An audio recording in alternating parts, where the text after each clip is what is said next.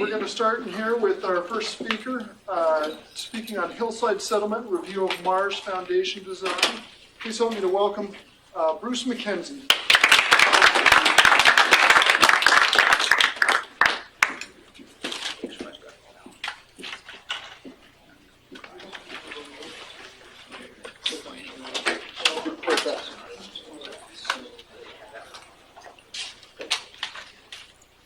This is a historical review. We started working on this design back in 2005. The slides I'm going to show you today were frozen around 2013. So if you've already seen multiple presentations by me or other Mars Foundation people back in that era, you might just get up and go to another room. Okay, but anyway, very few people currently in the Mars Society have seen these, so this is kind of a historical review. Hi, James. Hello, Bruce. Anyway, back in the early days of the Mars Society, the society was really focused on getting the first people to Mars, round-trip missions, Mars Direct 2, and we, several of us, worked on this project kind of looking towards settlement. So the goal was the first, let's do it next. Good. Just like the Yeah, arrow. use the Take arrows. that. There we go. Okay, so let me see what I guess we stay on this one for a minute. By the way, use that phone number. My addresses and phone number in the slideshows are not up to date. So we started with 3 people, and then we worked up, and we had a total of about 30 people contributing to this design. Most of the work was done by about 10. We met in person at the beginning and end, and then everything was by email. And I challenged the group to design the first permanent settlement that could grow. And we debated the number of people and settled on 12. And I want to digress for the next 3 slides. How many people here give presentations or run exhibit tables for the public about Mars or space? Oh, well, most of you should. You know, after you come to 2 or 3 conventions, or if you're in a chapter, please get out in the public and tell people. Go to air shows, you can go to other society meetings. Anyway, I always start with 3 slides. Why should humanity move into space? And I spend a good minute or 2 on this slide, but since I'm preaching to the choir, the summary is for the benefit of the next generation. Cultural diversity, if you have thousands and thousands of independent settlements throughout space, you will learn to manage your ecosystem. Those lessons can be applied back here on Earth.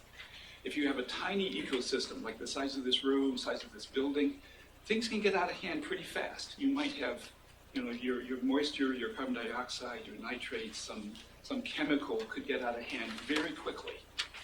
And you have to manage it immediately, but you can get it back into balance within a few hours. If you have something the size of the Earth, there's so much buffering that it takes centuries to be out of balance. But then it takes centuries to fix it. And we can't just don an oxygen mask and, you know, solve the problem of the Earth's environment in 1 hour. You know, we cannot wear oxygen masks for centuries while we fix the Earth's environment. So I'm hoping that learning to manage ecosystems would be the #1 benefit applied back to Earth, so that we don't kill the Earth. By the way, I also say how you, the audience, can help. James over there is the webmaster, and you know, we're always needing help for one project or another. Local chapters I mentioned. Anybody here know Jerry O'Neill's SSI and Space Settlement? You know, Stanford Taurus. Oh dear, we need to have a talk on this every year.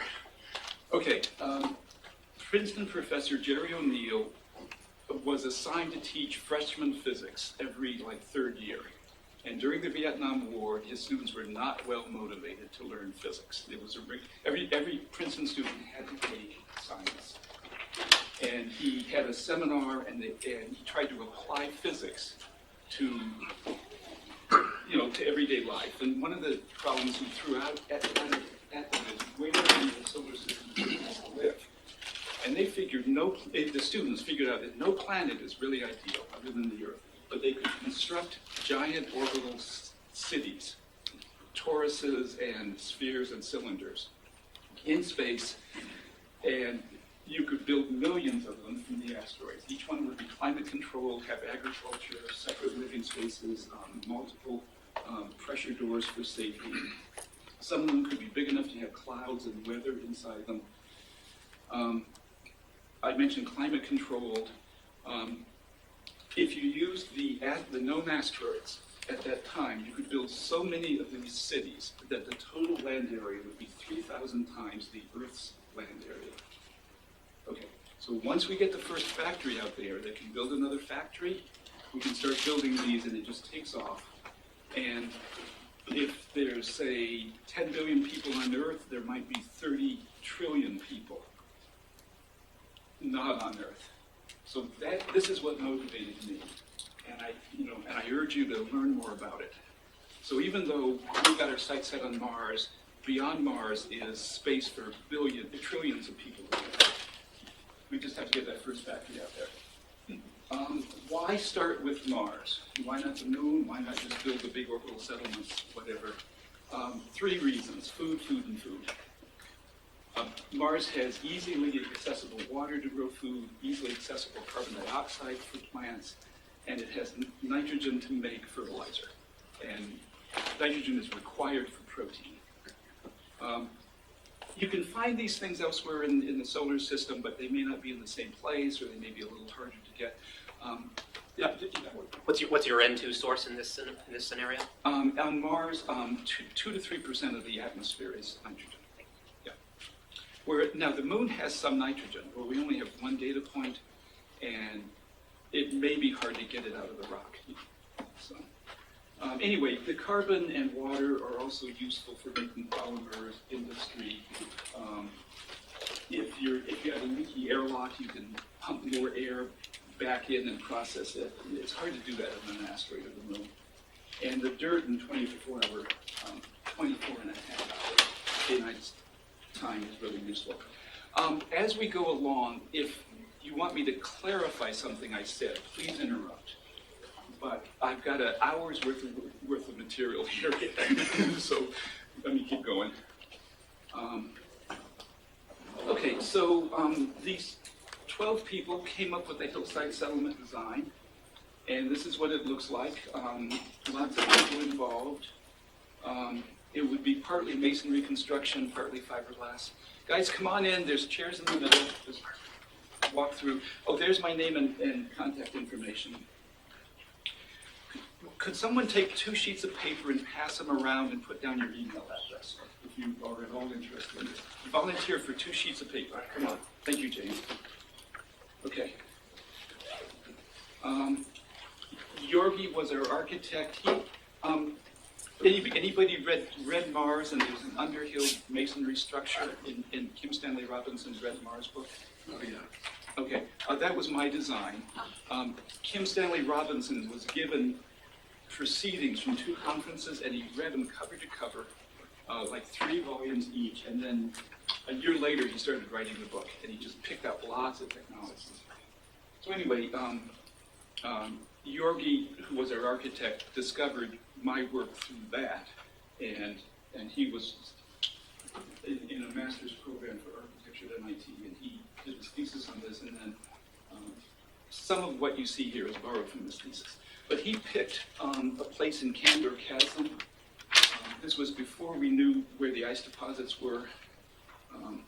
So for those of you who came in late, an apology. This is all dated work. This is an earlier design, but most of the current people don't know about it. Okay, he found some of these areas are kind of bluffs within a valley, sand dunes on the bottom, and he picked spots where you can land, and in the middle of that blue circle is a spot for building the settlement against the name Hillside Settlement. You'd start with temporary living quarters brought from Earth, ubiquitous tuna can habitats. And the two in the upper right, the green ones are experimental greenhouses brought from Earth. And you deploy manufacturing equipment. These slides are a little out of order because I have the brief intro followed by the details. Okay, but to borrow from a future slide, at that time there was a NASA reference mission for 3 round trips, sending 250 tons of people and equipment total. And when we costed this out, we came up with the same launch cost as 3 round trip missions. So instead of sending 6 people 3 times, total of 18, we could send 12 people with extra equipment. The way we could afford to send the manufacturing equipment is we didn't send the return craft. I mean, we might send one for the first, the first 4 people could come back, but the other 8 would have to wait until we, later built and sent the return craft. We were saying, you have the choice of return craft or manufacturing equipment.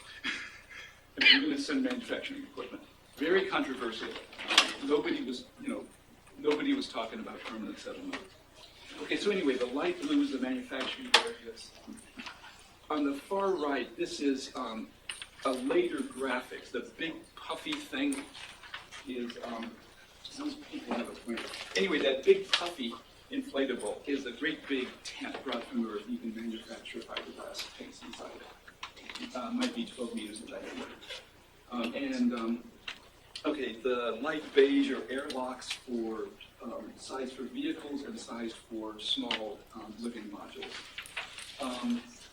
3 nuclear reactors. We started with 2 nuclear reactors, and we figured we needed. We only needed as much electricity as from 1 nuclear reactor. We wanted the second one for redundancy. But then when we counted up how much heat was needed to make ceramics and fiberglass and plastics, we needed the 3rd nuclear reactor just for heat, not for electricity. And that's something that solar panels cannot provide you. So if you want industrial heat, you need either a nuclear reactor or a solar furnace, or you can manufacture methane and then burn it.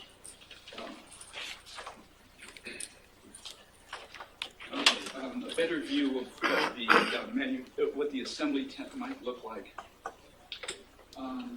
6 standard size modules. On the lower right is a earth-based fiberglass tank to show you the approximate scale. And there's the overall flow plan. The temporary living quarters from Earth are up to the upper left. The long green ones are greenhouses. Purple in the upper right is gas storage and the outdoor processing of gas. Taking in the air, making carbon dioxide, methane, etc. And there will be a blow up of the lower part later. Okay, interior furnishings. We wanted everything made on site. You just have the chairs from the landing craft is all you have to set on. Your packing boxes. So the bench on the right would be an IKEA-style bench. We would manufacture plastic sheet, have a laser cutter to cut it, grow bamboo, or make pipe, plastic pipe. And let's have a look furniture that way. There's a concrete chest table you see there. I threw in the parachutes in the upper right because you might be able to reuse the parachute cloth for various things. Fibers within some of the structural components, wall hangings. And the far right is what it might actually look like in a kitchen.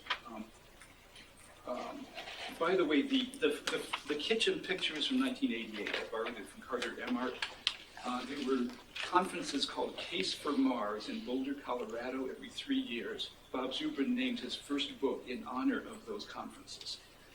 And that design came out of the second conference. They had a design workshop within the conference and came up with those designs. They were the best known pictures in the 1988 timeframe. I'm passing around 2 sheets of paper. If you have any interest in this, put your name and email address, and I'll send you information for either joining a design group or to stay in touch. And we're also running Marspedia. We're looking for editors, so you can put your address down on the same sheet.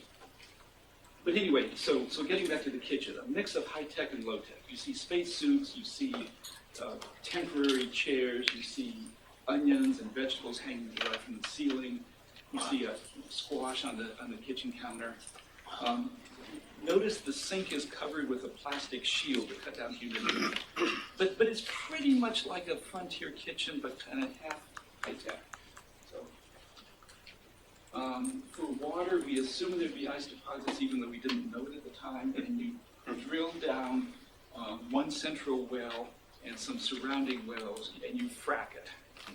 You know, before fracking was known, you heat up air and pump hot air down the middle one, high pressure, crack the ice, and hopefully you get water vapor up the surrounding wells. I don't know that that's been done with water, so experimenting. They do have ice wells in places like Greenland. They have 2 in Air Force Base. Brian Versteeg is here at the conference. He is a great artist. He's done a lot of the asteroid mining. And this is one of his first space images he did for us. We have gravel bed hydroponic. That is, as you're processing the soil, you separate out the pea gravel, soak it in warm water, test it for toxins, and hopefully use it as a growing medium for hydroponics. Masonry construction. Center regolith into bricks. If that doesn't work, then some simple concrete. A lot of people are talking about a plastic box that doesn't have a lot of strength.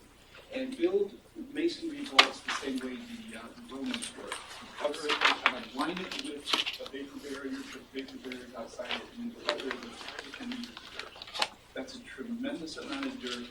Our later designs don't use this right away, just because the quantity of dirt.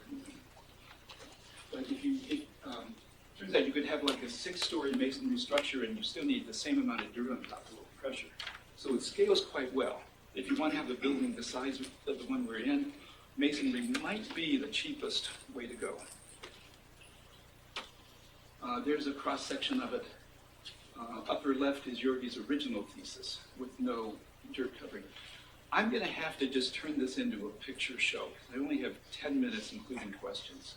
So, okay.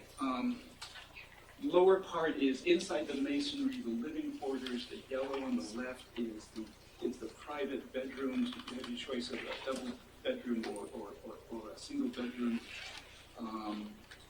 There's pressure doors everywhere. In the middle, there's a garage and EVA testing. Repair the suits and clean them. The green in the center is greenhouse support, wastewater processing, things like that. Phil Smith is a good artist, but we forgot to tell him what the furnishings would be. But anyway, this is what a bedroom would look like. It's a pressure shell under a masonry dome with just enough dirt on top. But there's very little radiation coming in from the horizon. It has to go through so much air. That's why our sunsets are red.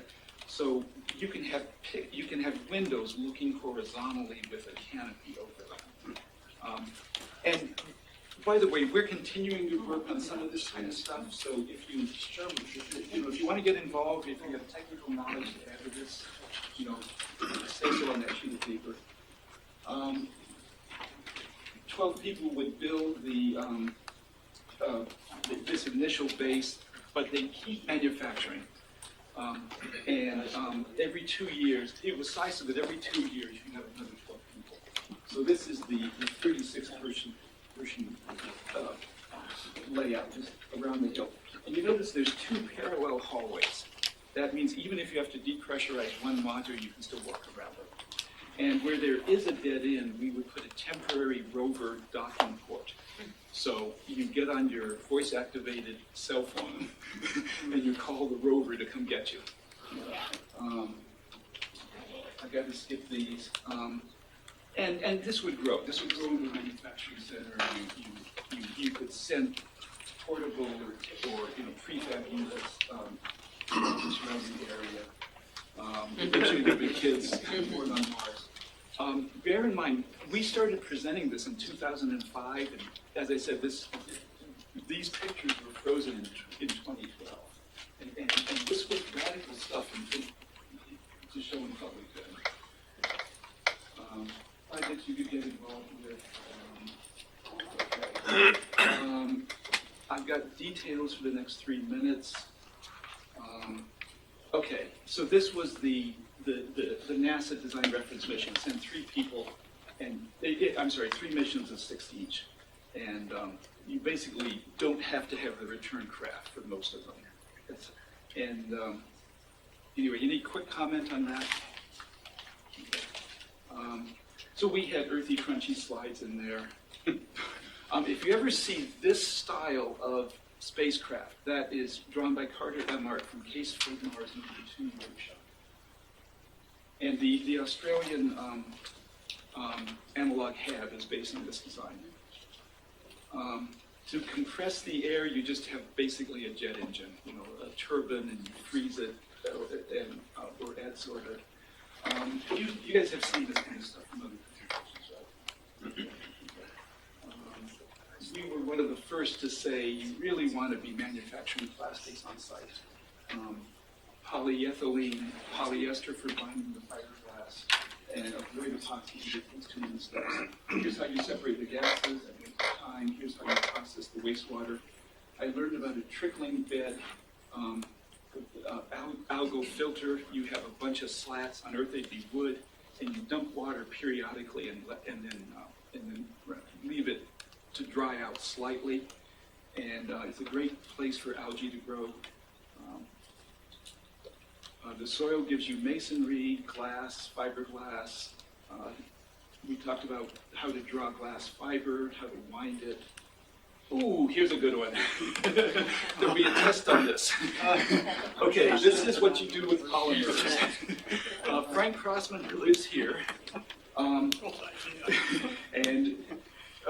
figured out that it'd be very difficult to figure out the cost to design a full chemical plant. But he just said, I'm going to count the number of steps to go from one chemical to another, and I think ethylene was like 3 steps, and polyethylene was 5 steps, and epoxy was way more than 10 steps.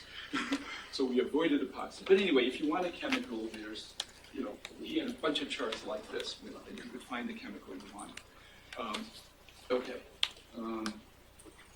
Processing soil. We worked on this, on the requirements, how much material you need. Okay, so here's, we have a 100-page report that the volunteers never finished, but we're going to be updating it, so talk to me. But anyway, we had the megawatts of, I can also see the clock. So we had kilowatts of power needed, thermal energy needed, how much steel and fiberglass you need. So we made a bunch of charts like this and like this. And I think that's about it. Okay. By the way, we started with diagrams like the lower left and then worked into the others, so don't get discouraged. I think that's the end. Yes. Okay. I'm just looking for a good picture. All right. Let's see.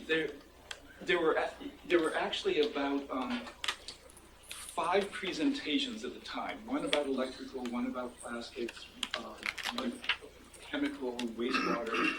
Those are posted. Some of them have written reports, some don't. Let's see. And sign the paper. There's my email address. Homestead, James Bruce, Mars PD will talk. James, when is it? 2 or 3 o'clock? 2 o'clock, I believe it's in 103. Yeah, the last room. Yeah.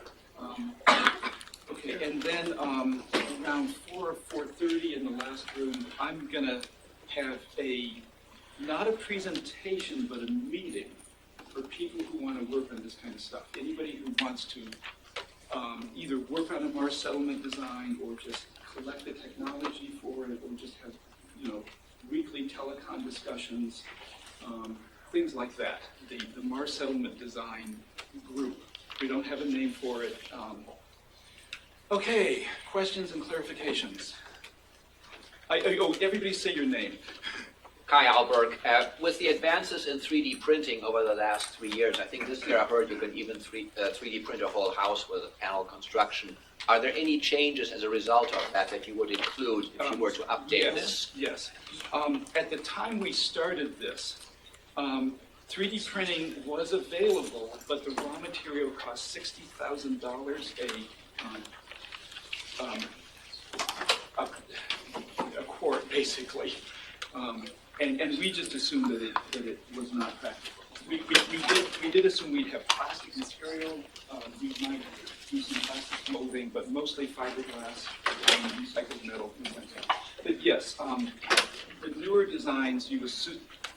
Okay, my feeling is a lot of small items that you only need a couple of should be 3D printed. I also feel that 3D printing is overused on a large scale. And if you just want a flat wall, there's better ways to make it. You just manufacture the plastic, you run it through an extruder, and then cut it. So I wouldn't 3D print anything bigger than this unless it's really rough shape.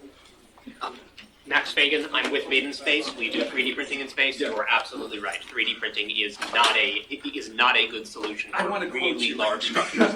Nobody believes me. It's not a magic bullet. Okay, let me take one real fast question, and then we need time for it. Yes. How big would that scale? How big was the scale? The greenhouses were 100 meters long. Sorry, how big would it scale? How big of Oh, a population? Okay, we were not going for exponential growth. We were going for linear growth. Okay. And just because of the launch cost. So we said we'll send the minimum manufacturing equipment. They'll spend 4 people would go and try to survive and set up the manufacturing equipment and test it. And then 4 more, and then 4 more. And the first 4 would have a return crash. Okay, and we assumed that they would scale up the manufacturing to the point where they could build enough for 12 people every 2 years. And then they'd stop increasing the manufacturing. And basically, the first 12 would be engineers and construction people, and biologists and farmers. And then every 2 years, 12 scientists could come, and they'd have living quarters living over. If launch costs came down, then we might go for exponential growth. We're out of time. Everybody stand up. I will be here for 1 minute, and I'll be in the hall. Thank you, Bruce.